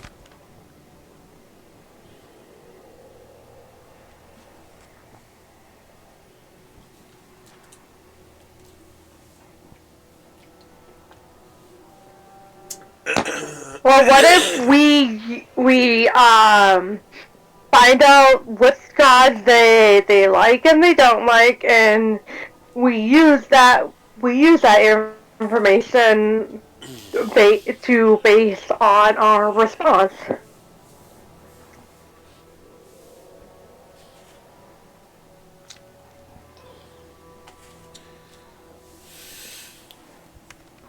If we can get into a conversation with him, I suppose that works, but we'll just have to see how it goes. I'll also say you can all probably fathom to imagine which god an ice god might not like. Yeah. Oh, yeah. Yep. I'm not like my dad's a dick. It's not like I don't like my dad.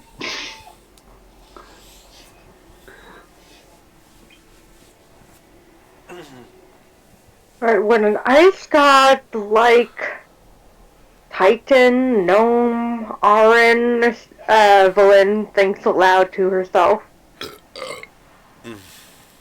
I mean, I don't see any reason for them to really avidly hate somebody like. I mean, cold ice can still exist in a desert in other climates. The only climate that ice really cannot exist is a volcanic climate, such as the one that my father tends to live in.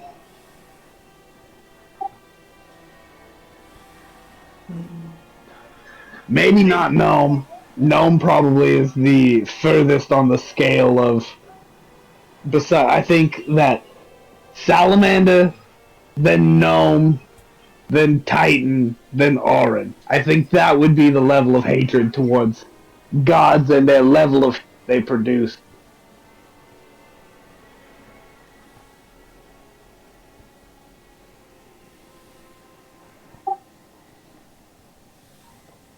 She seems very controlling, so yeah, she probably doesn't like a place where she can't be.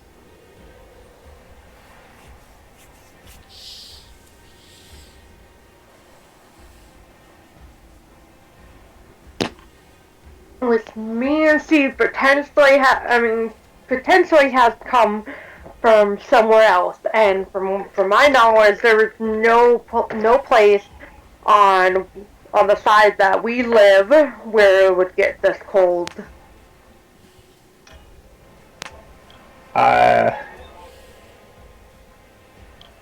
There's a chance that she works for the Eyes.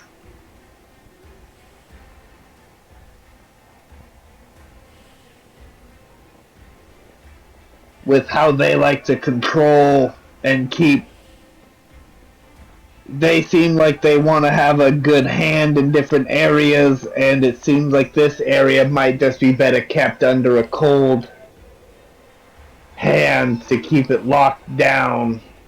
She may or may not have some sort of ties to our friends.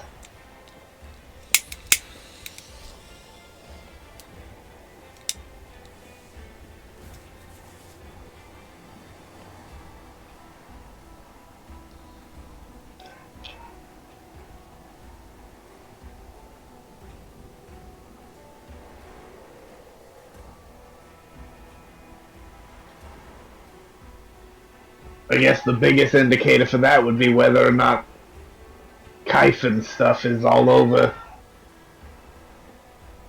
Haven't really seen it. Don't know if these creatures that we're gonna have to deal with are infected with it or not.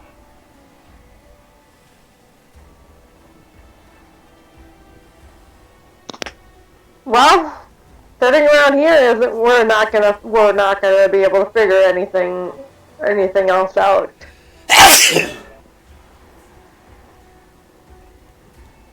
I think it's time we make way for the palace.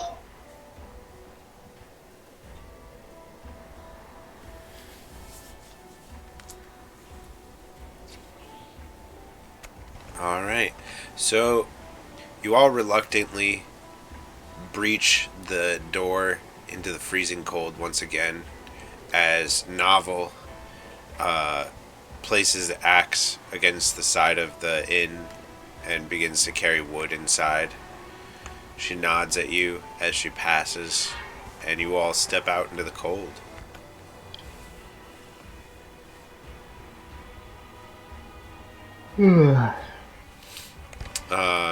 As you begin to head towards the southwest, I'm going to need one of you to make a survival check at advantage, probably Mika, I'm going to imagine. That'll be sort of tracking where you're trying to go and getting somebody's help to do so. The other thing I'm going to need is for everybody to go ahead and give me Constitution saving throws at advantage because you all have your warm weather gear.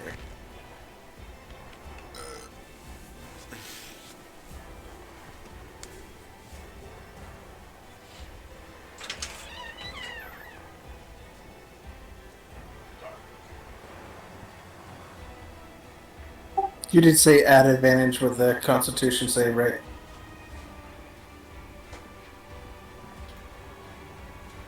Yeah. Correct.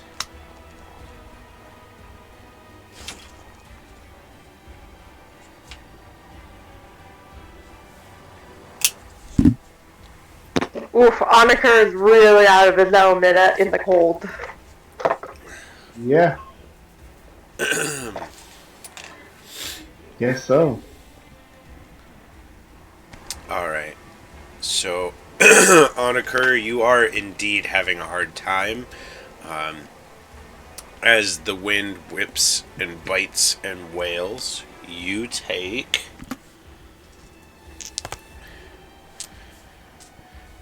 8 cold damage.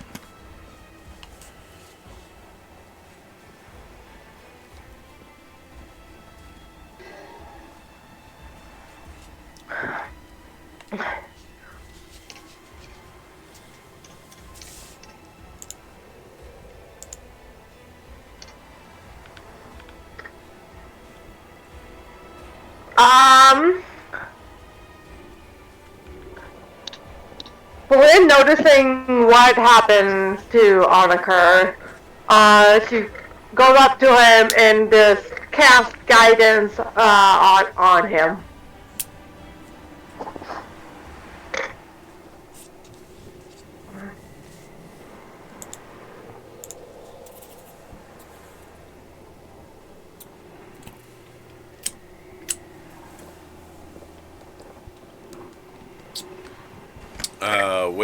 What does guidance do again?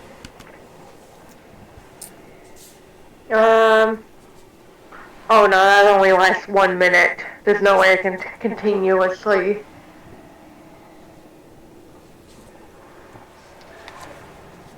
It's fine to save your spells. I'm just not built for this type of weather.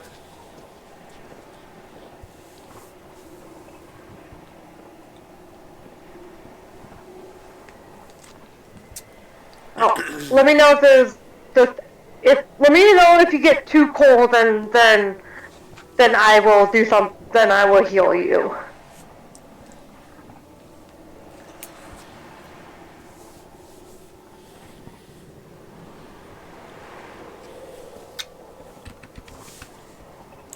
Alright.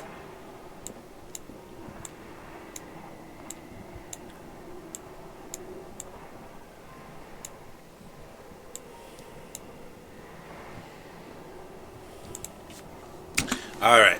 You begin to head to the southwest. The flat plains-like tundra begins to get into sort of winding, twisting pathways through cliff faces as ice crystals jut from various places, and the terrain just gets harder and harder to traverse.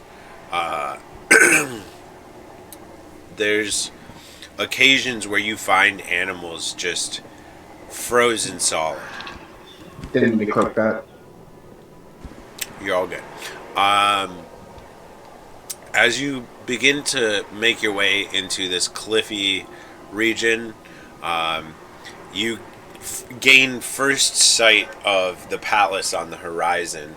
A large building made out of shining ice.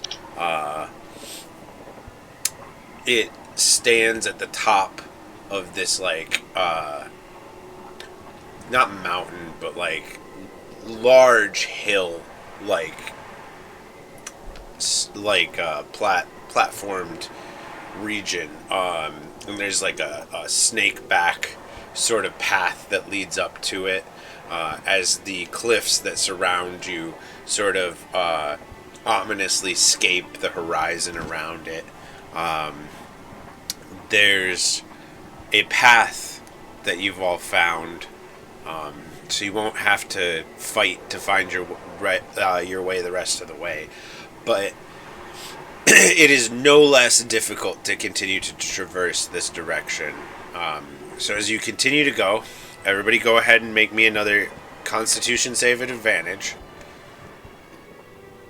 And as you're all doing that, please give me perception checks as well.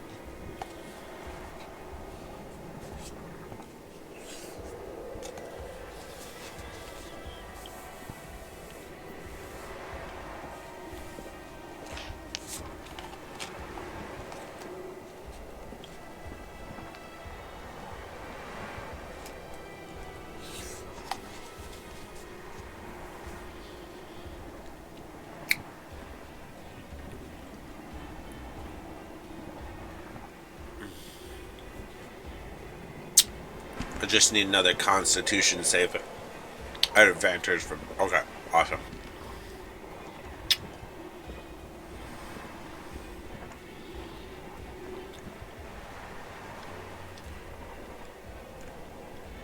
Okay, so once again, Onaker, very out of his element. And as the wind continues to whip you around as you traverse this path through this completely alien terrain to anything that you've ever been in before, you take another 7 cold damage. You're all making your way down this path. It winds and it sort of inclines and declines as you go up and down around these cliffs. You have no idea what this place could have looked like before all of this ice and snow was here. The closer you get, the more these crystalline sort of like jutting structures of ice poke out in every direction along the sides of the path. At one point you see a tree and there's like still leaves on it, but they're like frozen under this layer of ice that covers the entire tree, as if the top of the tree was just meant to bear this ice. Snow is just everywhere, and vision gets harder and harder, but you're all very close to the palace now. On a cur, you are afraid if you're out in this weather too much longer and you keep taking, like, it keeps taking the toll on you like this, more or less, mechanically speaking, if you fail the next one, you're going to have a level of exhaustion. But yeah, you all are getting very close to the palace. I just need one more Constitution save at advantage, and then you will be able to make it to the entrance.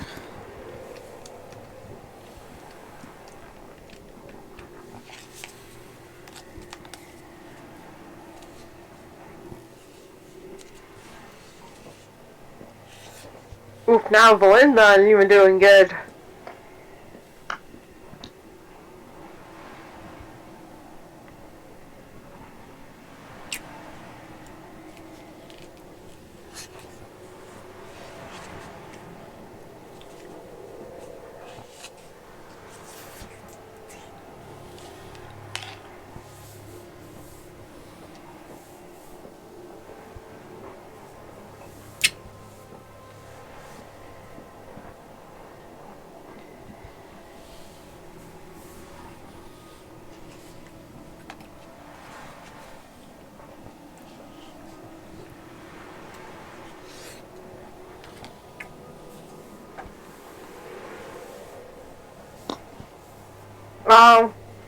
I just noticed that I don't think I've been rolling the correct one. Would you like me to re-roll that? You're doing a Constitution saving throw at advantage? Yeah. Then you're doing the correct one. Okay.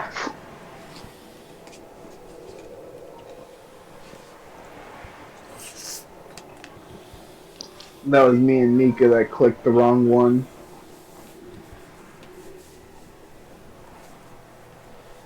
But I mean, it would be the same roll, wouldn't it? No, because mine has an additional +2 that it shouldn't have because I only have that +2 on ability check. So mine would have been a 16, not an 8. 16 will still make it. Okay. Yeah, I have Jack of all trades, which gives me that was the build. I was reading that ability, clicked it, but it's only on ability checks, not saving throw. Did I still need one more for Mika, or? I maybe, I'm not sure if that 19 was from previous. I think the 19 was the last one. Oh, we're doing it again after the 19? Should be the third one you've done. Oh, okay. I didn't realize we reached that point yet. Okay, sorry. All good.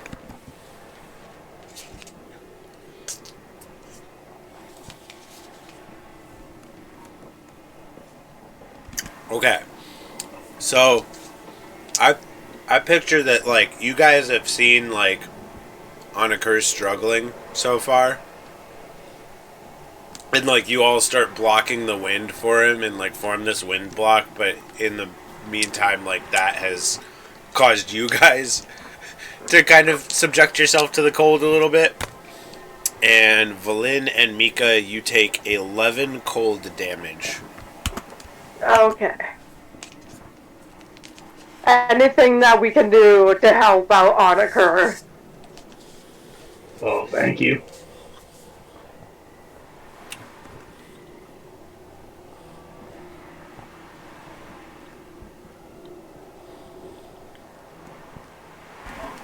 But you all finish making your way up this snake hatch path, and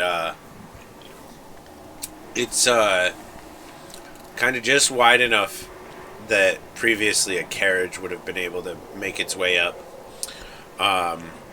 As you get to the top, the entrance to the palace is this large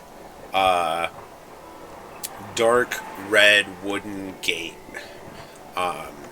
In the front of it, there's this sort of puzzle-like. How do I describe this? It's like a intricate metal like casting into the door, and you can tell that what it is it's a puzzle lock.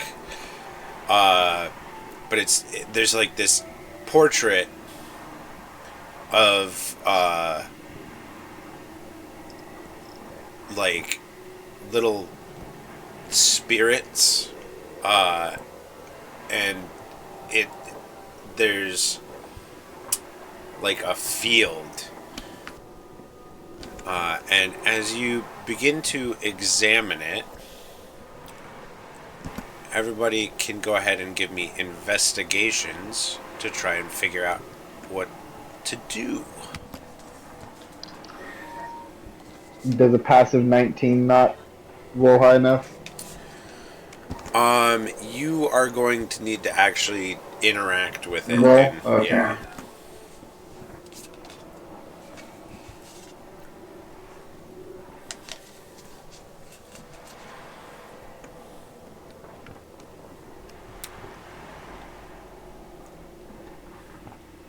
Yeah, my passive was better. Oh, hey, Lilith, then Valyn has her wings poking out in this cold. Like, how crisp are they now that they've been walking all day? You all have icicles forming on you.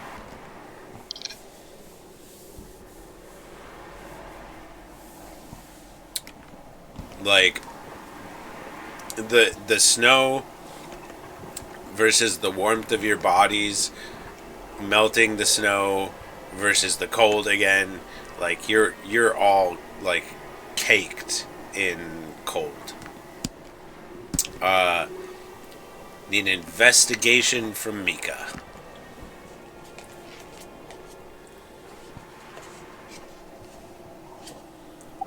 Oh. Investigate.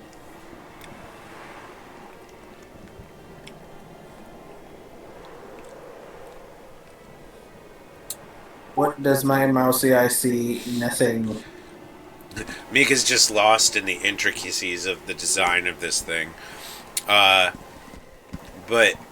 as you're all sort of like poking and prodding this thing, Valyn notices that the sprites sort of move.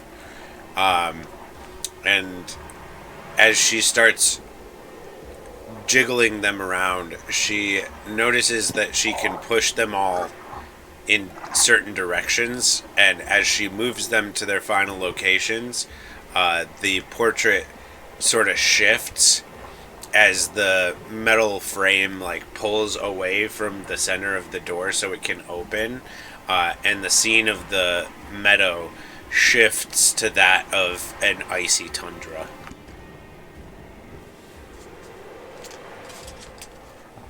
Well, that's not ominous.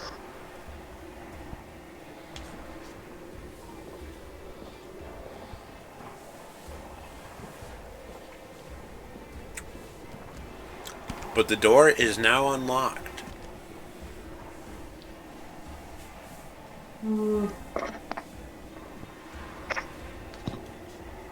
I know we just unlocked the door, but wouldn't it still be polite to knock?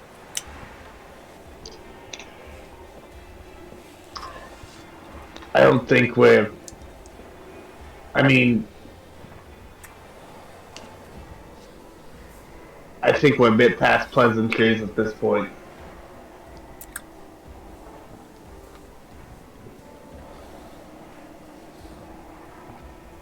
I think solving the door puzzle was knocking.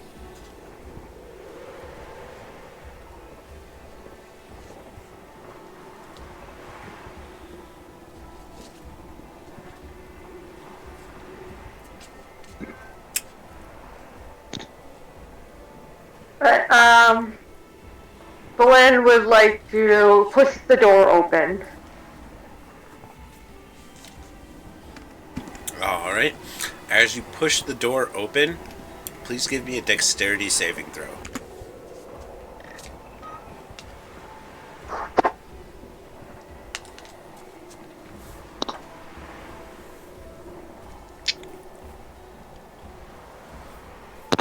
Well,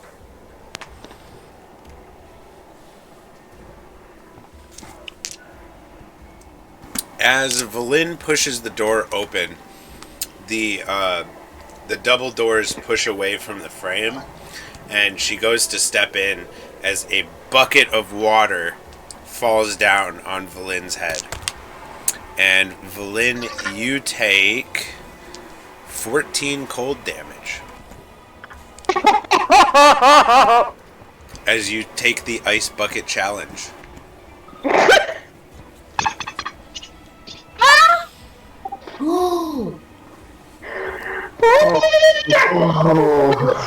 who plays fucking cow in this game? I would have had a seizure. I just realized I made her have like a really old woman voice there for a sec. But as you open the doors into the palace, you now see inside a sparkling, glittering ice palace. Statues and carvings of all kinds line the interior as you look into a long hall. At the other end, you can make out a archway that leads into what is most likely a throne room.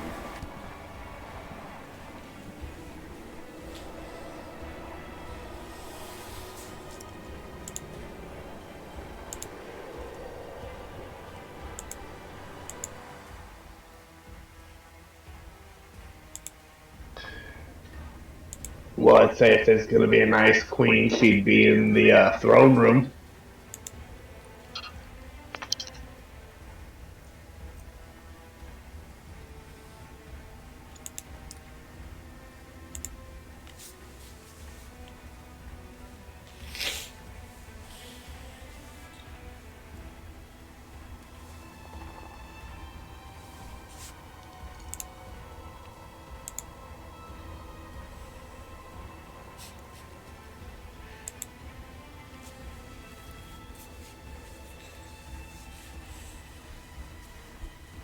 There's a quick burst of steam as, like, Valin heals her freezing body.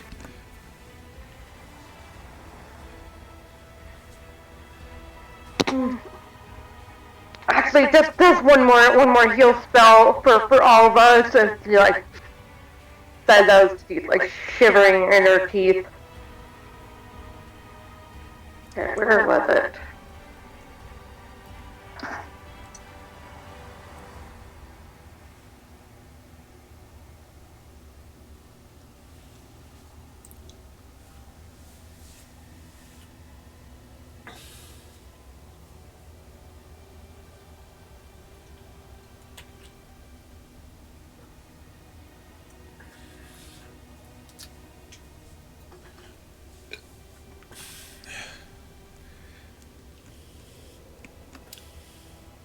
Alright, looking at the time, knowing where you guys are, knowing what I have ahead, I do have everything prepared if we want to continue to move forward, but I almost think that with, like, it was great how much role-playing was happening, so I'm glad everybody knows what's going on, and you guys have a plan for the most part.